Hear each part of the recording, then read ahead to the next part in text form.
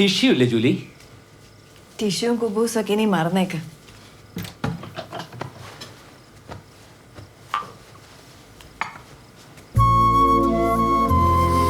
ഒരു ഉണ്ടക്കണ്ണി ഇവിടെ ഇങ്ങനെ കറങ്ങി നടപ്പുണ്ട്. അച്ഛൻ അമ്മയോട് ഇഷ്ടമാണെന്ന് അവള് മനസ്സിലാക്കട്ടെ.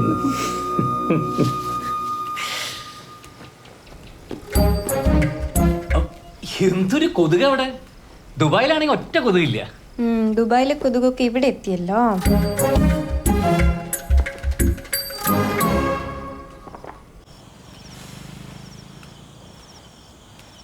ഇവിടെ ഇങ്ങനെ ഇരിക്കുമ്പോ എന്തൊരു സമാധാനം അറിയാം. ആ സമാധാനത്തിന്റെ കൂടെ കുറച്ച് മധുരവും കഴിക്കും. കുടിയാ. നമ്മുടെ അപ്പുന് നല്ല സെൻസ് ഓഫ് ഹ്യൂമർ ആട്ടോ. മനസ്സിന്റെ ആരോഗ്യമൊക്കെ കണക്കാ. ചില സമയത്ത് അവളുടെ ടാൻഡ്രംസ് കണ്ടു കഴിഞ്ഞാൽ ഒരൊറ്റ അടി വെച്ച് കൊടുക്കാൻ തോന്നും. ഒറ്റയ്ക്കൊരു ടീനേജറെ ഹാൻഡിൽ ചെയ്യാൻ ഭയങ്കര പാടാ. അവളെ മാനേജ് ചെയ്യണമെങ്കിൽ അവളുടെ ബെസ്റ്റ് ഫ്രണ്ട് ആകണം. അല്ലാതെ ഹെഡ് മാസ്റ്റർ ആകാൻ പോയി കഴിഞ്ഞാൽ പിള്ളേർ റിബലാവും. എന്തായാലും നീ ഇത്രത്തോളൊക്കെ എത്തിച്ചില്ലേ. അവളുടെ കളിയും കുറുമ്പും ഒന്നും നോക്കി കാണാനുള്ള ഭാഗ്യം എനിക്കുണ്ടായിട്ടില്ല. അതിനുള്ള ചാൻസ് ഒക്കെ അവൾ ഇഷ്ടം പോലെ തന്നോളും. സമയം കിടക്കല്ലേ.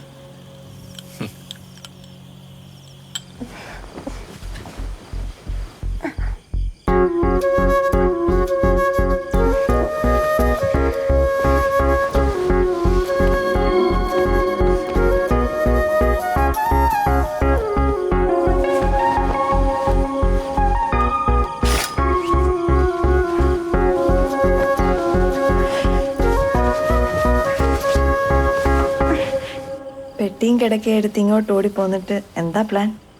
ജീവിക്കണ്ടേ? അതൊന്നും ഓർത്ത് എൻ്റെ മോള് പോകേണ്ട. ഇത്രയും കാലം തല ഉയർത്തിപ്പിടിച്ചതല്ലേ ജീവിച്ചത്. ഇനി അങ്ങോട്ട് അങ്ങനെ തന്നെയായിരിക്കും. പുറമേ നിന്ന് കിട്ടിയ പ്രാക്ടിക്കൽ എക്സ്പീരിയൻസും പ്രൊഫഷണലിസവും അതൊക്കെ കൃത്യമായിട്ട് യൂട്ടിലൈസ് ചെയ്തുകൊണ്ട് തന്നെ ചില പദ്ധതികളൊക്കെ പ്ലാൻ ചെയ്തിട്ട് എന്നെ അവിടെ നിന്ന് ഇങ്ങോട്ട് വണ്ടി കയറിയത്. അതൊക്കെ നമുക്ക് പിന്നീട് ആലോചിക്കാം.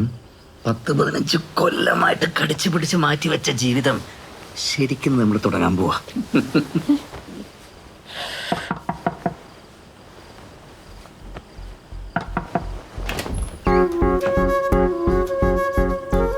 ഒറ്റയ്ക്ക് കിടക്കാൻ പേടിയായിട്ടാണോ?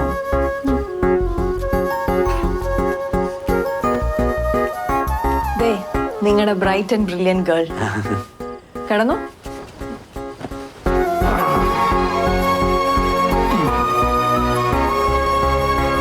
ജീവിതം നമുക്ക് നാളെ തുടങ്ങാം. ഇവിടെ വേദനയുണ്ടോ? കുറച്ച്. ഇവിടെയോ? കുറച്ച്. ആ അപ്പൊ എഴുന്നേറ്റിരിക്കേ. ഭക്ഷണമൊക്കെ കഴിക്കണ്ടോ? ഡോക്ടർ. നീ അതോടെ വെച്ചോ എൻ്റെ നന്ദ. 5-8 കൊല്ലായതാ. വേറൊരെണ്ണം വാങ്ങാന്ന് അച്ഛൻ പറഞ്ഞിട്ടുണ്ട്.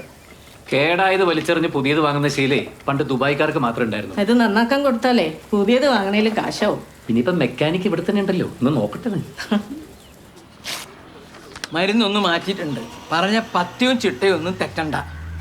ഉത്സാഹമുള്ള കാര്യങ്ങളൊക്കെ ചെയ്ത് മനസ്സ് താഴെ പോകാതെ നോക്കണം. ശരി ഡോക്ടർ. ആഹാ ഇത് ശരിയായി അല്ലേ? അപ്പൊ ഇതിന് കുറച്ചുകൂടി കാലം ഓടുമല്ലോ എന്നെ പോലെ. അച്ഛൻ ഫുൾ കണ്ടീഷൻ അല്ലേ. നിറയെ പേഷ്യൻസും ഇഷ്ടം പോലെ കാശും. കാശൊക്കെ ഉണ്ട്. പക്ഷേ അത് ഞങ്ങൾക്ക് 2 ആൾക്കും കൂടി വേൾഡ് ടൂർ പോകാനുള്ളതാ. ഓഹോ, വയസ്സുകാലത്ത് അങ്ങനെ ഒരു ആഗ്രഹം ഉണ്ടോ? ആ അങ്ങനെ ഒരു ആഗ്രഹമുണ്ട്. വയസ്സായ മക്കൾ തന്നെ നോക്കണമെന്ന് വാശി പിടിക്കുന്ന അച്ഛനമ്മമാരുണ്ട്. ഞങ്ങൾ ആ ടൈപ്പല്ല. ഞങ്ങൾക്ക് നിങ്ങളുടെ കാശും വേണ്ട, പ്രൊട്ടക്ഷനും വേണ്ട. മക്കളുടെ കാര്യം നോക്കുക. ഞങ്ങളെ ശല്യപ്പെടുത്താതിരുന്നാൽ മതി. അതെങ്ങനെ ശരിയാവുക? മക്കളെ നോക്കേണ്ടത് അച്ഛന്റെ കടമയല്ലേ. പ്രായമായി എന്ന് കരുതി അതിനിളവൊന്നും വേണ്ട. ഓ, അച്ഛൻ എന്തായാലും റെസ്റ്റ് എടുക്കണ്ടെന്ന് തീരുമാനിച്ച സ്ഥിതിക്ക് എനിക്കിത് റെസ്റ്റ് എടുക്കല്ലോ. അതിന് വിരോധമൊന്നുമില്ല. നീ ഇന്ന് ഫ്രീ ആണോ? ഇനി അങ്ങോട്ട് ഫുൾ ഫ്രീ അല്ലേ? ആ മാധവൻ നമ്പൂതിരിക്ക് സുഖമില്ല എന്ന് പറഞ്ഞിട്ടൊരു ഫോൺ വന്നിരുന്നു. നമുക്ക് അവിടെ വരെ ഒന്ന് പോയിട്ട് വരാം.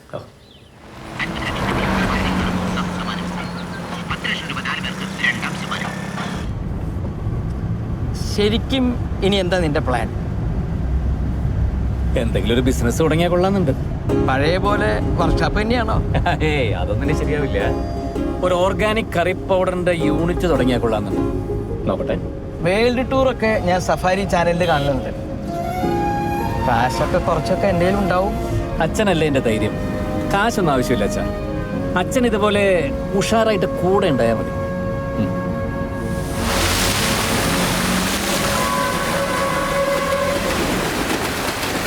പുകയില വേണ്ടല്ലോ അല്ലേ?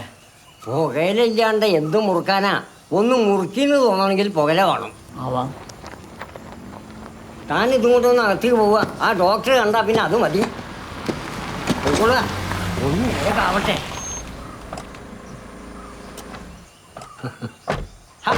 കിടപ്പാണെന്ന് പറഞ്ഞിട്ട് നല്ല ഉഷാറിലാണല്ലോ തിരുമേനി.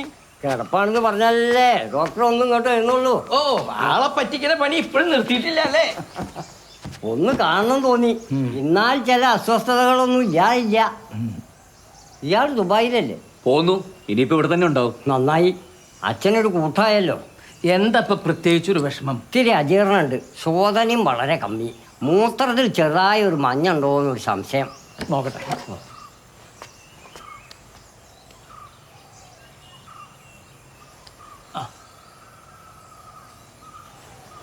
എന്താ വടക്കേ തൊടിയിൽ കീഴാർനെല്ലി ഉണ്ടാവും. കുറച്ച് തഴുതാമ്യം പറിച്ചോളൂ. തഴുതാമ വേണോ? അതെന്താ കീഴാർനെല്ലി സമ്മതിക്കില്ലേ? ഇപ്പോഴത്തെ പ്രധാന പ്രശ്നം അതൊന്നുമല്ല. പിന്നെന്താ പ്രശ്നം? പേരക്കുട്ടികൾ കൽക്കത്തയിൽ നിന്ന് വന്നിരുന്നു. അവര് ബാറ്റ് കളിക്കുമ്പോ ഞാൻ ഇറങ്ങി 2 അടി അടിച്ചു. ആഹാ. 3ാമത്തെ അടിക്ക് ഒരൊറ്റ പുടുത്താണ് ഈ ഭാഗം. ആ. ഭയങ്കര വേദന, അനക്കാൻ വയ്യ. തോന്നിയാസത്തിന് ഒരു കുറവുമില്ല. എന്നിട്ട് അയ്യോ, അങ്ങനെ ഇതൊരു മെക്കാനിക്കൽ ഇഞ്ചുറി അല്ലേ? അതിന് ഈ മെക്കാനിക്ക് മതി. എന്താ ഒന്ന് നോക്കി. ഇയാൾ മതിയോ? ഇയാൾ കുറേ നാളെ എൻ്റെ കൂടെ നടന്നതല്ലേ? തിരുമേനി, ഇവിടെ അല്ലേ വേദന എന്ന് പറഞ്ഞ്? അല്ലേ? ശിവനെ. ആ, ഇപ്പൊ എങ്ങനെയുണ്ട്? ശരിയായല്ലോ. ഓ, കൊള്ളാലോ മെക്കാനിക്ക്.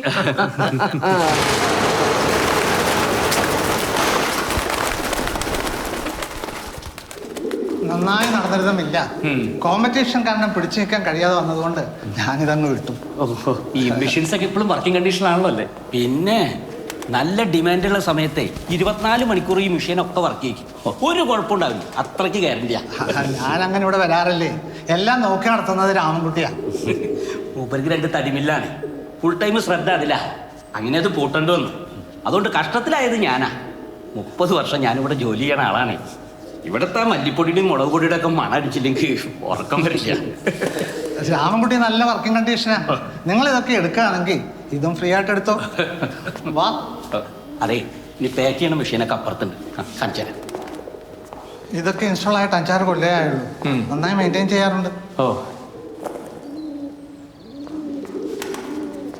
അതെ, ഈ പൊടിമില്ല് നടത്തി പൊടിയടിക്കാനാണോ ദുബായിൽ നിന്ന് ഇവിടെ വരെ വന്നത്?